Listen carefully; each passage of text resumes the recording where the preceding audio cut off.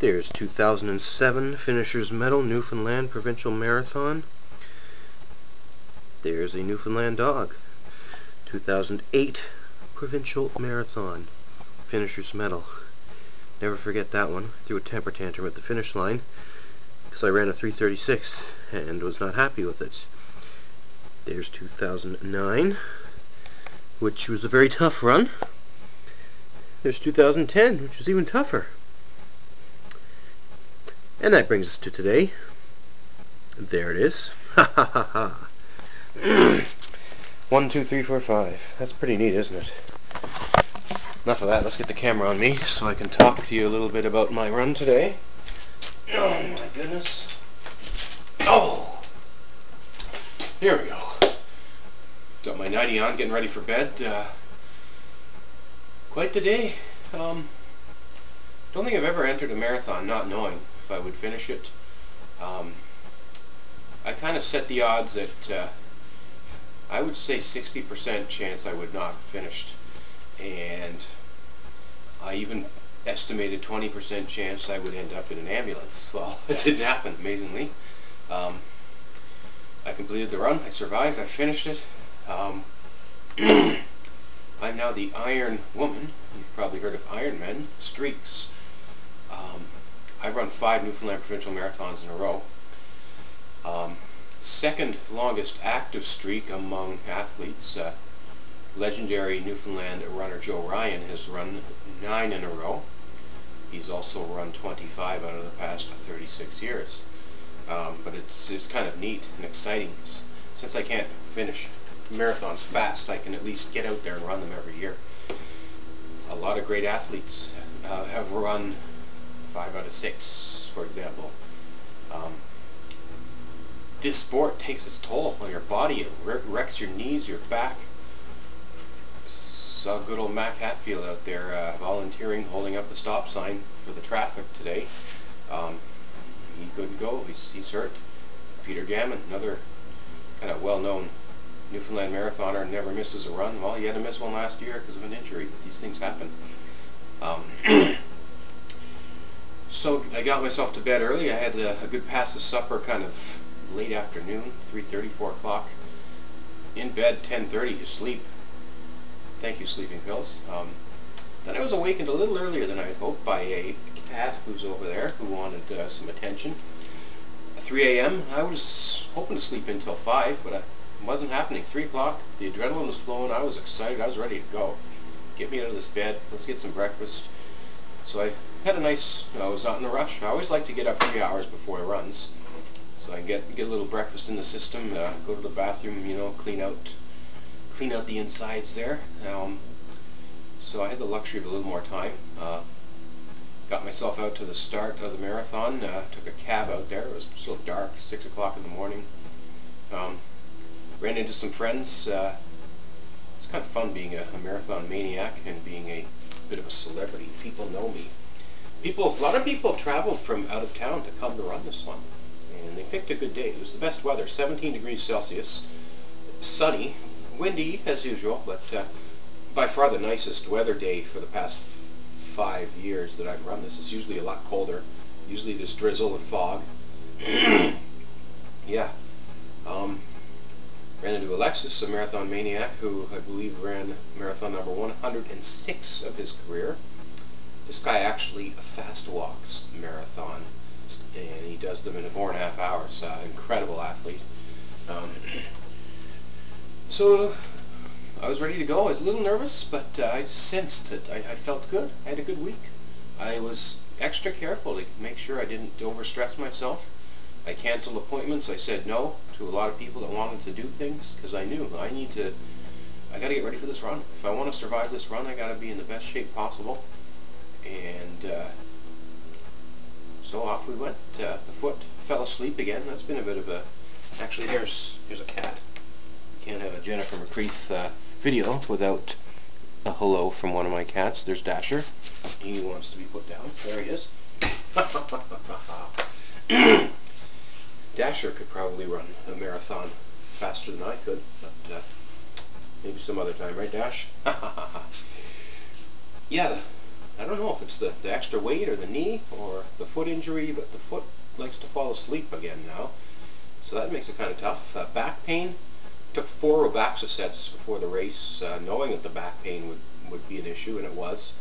That helped a little bit.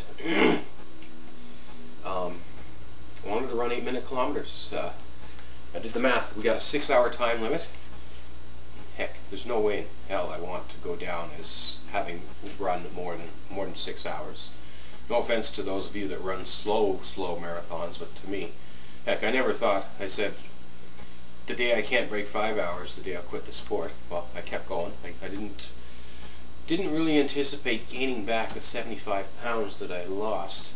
So if you're a transsexual woman, female, full of female hormones, 238 pounds, a 6-hour marathon's impressive, and that was the goal. I had a few light training runs this week at that pace, just to kind of. I haven't done any running. My knee's been very poor, very sore, unstable. But I forced myself to have a few light runs this week, just because I wanted to kind of get a sense of what that would look like. Should I even bother starting this race?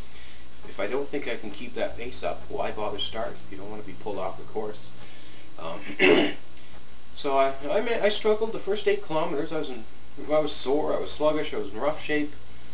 I had to go for a little pee, which was interesting. It's always interesting now that I'm a female, going to the bathroom. I managed to find a way to make that happen. Managed the hydration well. It was cool to start, about 12 degrees, so we don't have to worry about getting overheated. Gatorade had some gels on me.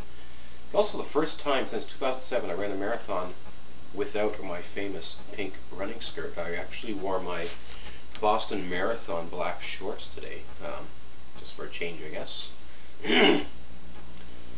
Finally felt warmed up around 10-11K. Pushed forward hard, 15, 16, 17. The split with the halfers, pretty lonely out there. There was, I think, overall about 60 people that did the full, about 150 that did the half, and then there was some marathon relay teams. There's a double loop, and then there's an out and back, so there's people around you, but you get spread out. Once you hit that 16K mark, the halfers veer off, and then the full, we go down the highway. So it was pretty remote and lonely out there for a while. I actually, what did I do? About the halfway mark, hang on a second here, folks. There we go. Ran into a bit of trouble. A little dizzy, a little lightheaded. This sense of exhaustion kind of overcame me, so it was perfect timing. I hit a Gatorade station. I just slowed down. There was a big hill, so it's like, you know what? I'm gonna walk for a kilometer to just sort of see if I can regain my breath here, and it worked. I climbed the tough hill. Try not to panic. I kind of wondered, like, would I hit the wall? Was I gonna run out of energy? Because I have not done any endurance training, and everything's fine. All of a sudden, boom, you hit the wall, and it wrecks your run. I'm sure any runner can relate to that. And I thought I had hit it, but apparently not. 5 minutes later, I was picking up the pace again. I was running in last, but I actually reeled in the next to last competitor, who had an amazing story. I caught up to him, and we kind of jogged slowly together and chatted a bit. Took a walk break here and there. This gentleman tried to drive to Newfoundland from North Carolina, missed the ferry boat in Nova Scotia, and had to go get an airplane in Halifax. Broke his toe and had to have surgery about 9 days ago. Had more problems with some pain in the stomach, and yeah, so this poor kid was hurting. He's a little younger than me, probably 30, 31. Actually, no, I think he's a little older. I can't remember, but just recently took up the sport, but is a soon-to-be marathon maniac, who has run now 12 marathons in about a year and a half. So we both had this killer instinct. It's like, I kind of knew they would keep the course open beyond 6 hours if necessary, but there's just no way in hell either of us was not going to make this happen. And we hit the turnaround, 27K, and we kind of just were determined. We kind of split up at that point. We chatted for a while. It's funny, runners will get together, sometimes they'll talk, sometimes they won't. Then it's just like an etiquette. If you're ready to pick up the pace, you just go. So off I went. I pulled ahead of him, got us probably as far as half a kilometer at one point. Then I'd slow down, I'd grab some Gatorade, he'd catch up. So we played a little cat and mouse there, almost joking about who's going to get to finish last. And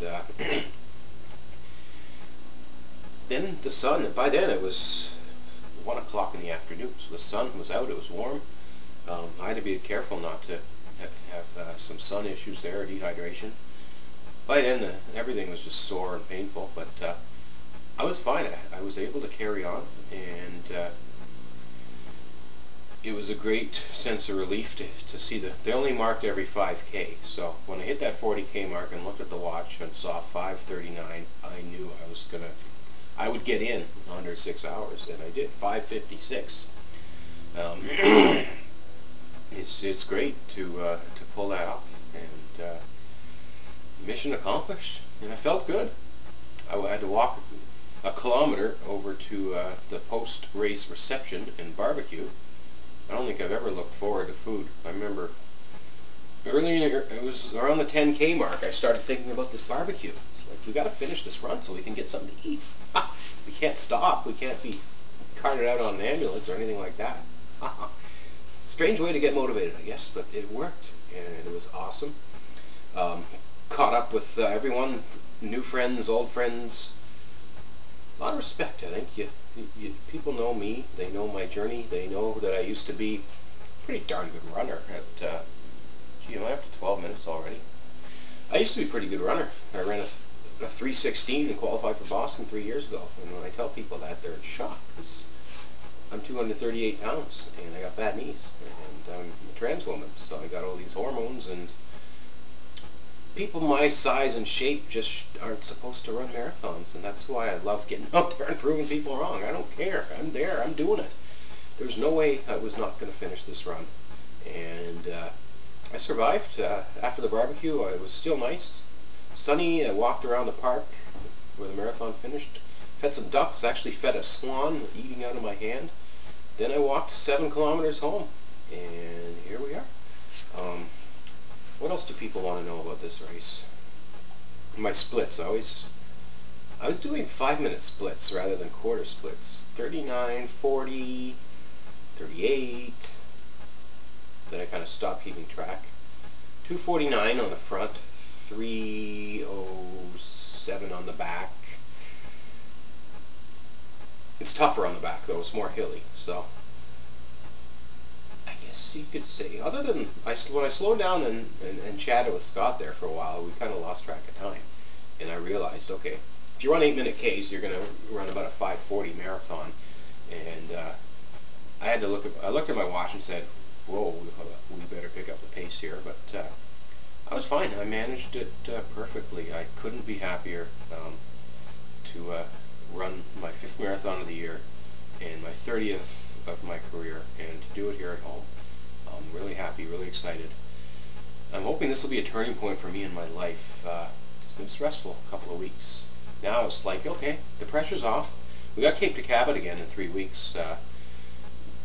Ironically enough, I share the Ironman streak. This will be the 5th running of that race. I think there's 23 of us that have run the previous 4. So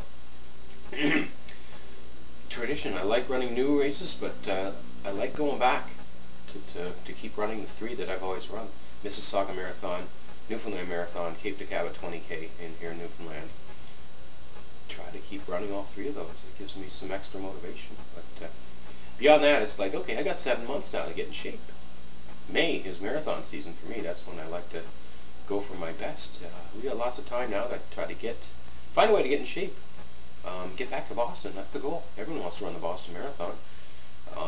Why not set a goal? Mississauga Marathon 2012. We qualify for Boston. Go back to Boston 2013. Give me something to think about, something to shoot for. Anyway, that's the update.